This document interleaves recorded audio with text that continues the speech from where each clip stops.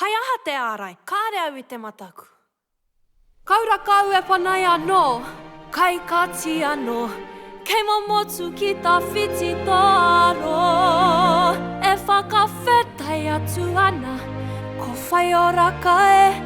Whakawhetai atu ana, kia tika no te he.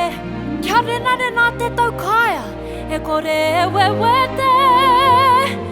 Whakawhetai atu ana, ai ane ake. Ana, kono hoa, me hoki koe. Tukuna te rā, tukuna kia rere. Ai, e kani. Ana, koe pehi mai, te iwi.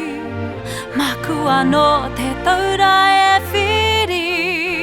Ka mate au I te whakaemi. Tai hoa ke rā, Nā ki te aha, o te iwi ko mau. pehea nei te mau.